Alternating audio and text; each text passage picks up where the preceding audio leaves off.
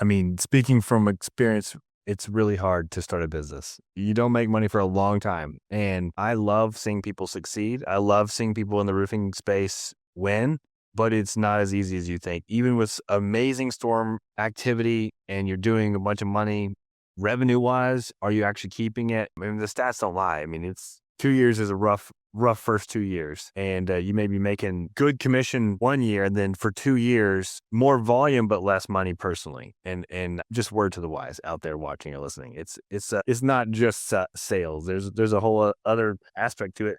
The other part, this actually is making me think about the inside outside sales rep kind of movement. Fortunately is going, we had this is where one inside sales rep for every two outside sales reps. And so a lot of companies either have a straight salary, but very well compensated salary, and maybe a small commission for the inside sales rep, but they're making the job of the outside sales rep much easier so they can continue focusing on sales activities. That's very interesting to see. I would be interested to see that, because that's also, to your point, if you have that system set up, it's not just, well, I can go hire a virtual assistant and they can just be my inside sales rep.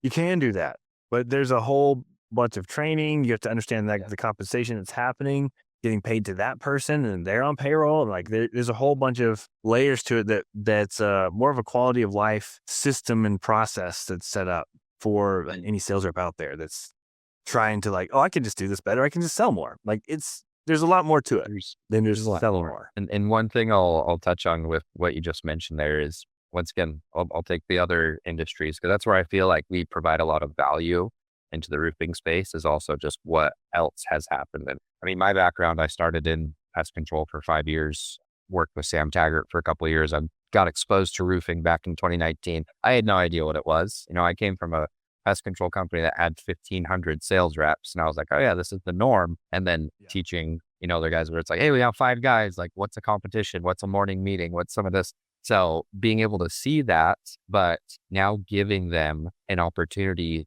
to once again focus on what they're good at. So the specific thing of what you said, the 2-to-1, I'll take solar as the example. There's project managers. They have they call it a concierge service. Hey, once the salesperson is finished doing the sales piece and all the little paperwork and details and calling into the licensing and calling the, cities and offices, that's handled by somebody else. Sometimes it's taken out of the commission. Sometimes it's split amongst commission, company margins, all across the board. But that's obviously why a system like ours, we can handle those pieces simply to put it back onto the sales rep to focus on what the sales rep is best at doing. I see a lot in the forums. There was a post a couple days ago, somebody asking, should I stick with the 10-50-50 or should I go with a 10% of gross? And I don't have to be the project manager.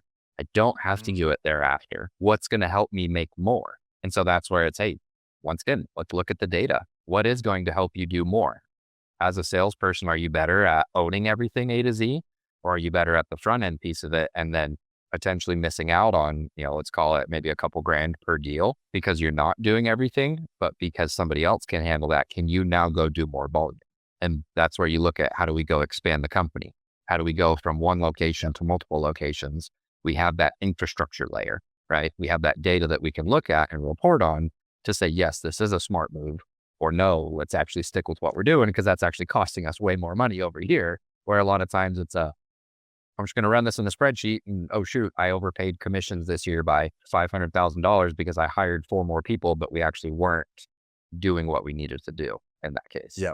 And I used to see this kind of binary, one's better than the other. But I think I did a podcast with Jacob McCollum a couple weeks ago, and he did no experience. He's one of these marketer guys, and he went and sold for a roofing company to be like, I'm going to do it. First 4 months, did $1 million in sales. Second 4 months, did another $1 million in sales. Did $2 million in 8 months. First time, no support staff, did everything cradle to grave. Self-admittedly, he's like, I'm not even that great of a sales rep. I just had a process. He's very process driven. I used to think, sales, hand off to project manager. That's the best way with an inside sales rep.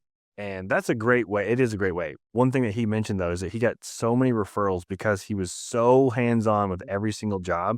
It just exponentially multiplies. So I say that because I don't know if there's a better system. I know that a lot of people have said the multiple people in the scenarios is better, but like he's proof that it works really well. He had a ton of, I mean, his close rate was way too high, honestly. And if you watch the episode, his margin was too low. He said he was 30% profit margin, but it's him and he's not sharing the profit. So it worked for the company. He needs to be closer to 40% or more. And he knows that. But like he was a 57% close rate because he's getting referrals. And so like, then how you do the math? What do you do? Like, what if you drop the close rate because you don't have quite as a connection with that homeowner because you have a project manager now that they've never met? You got to keep looking at your numbers. Basically, you got to know those things. Exactly.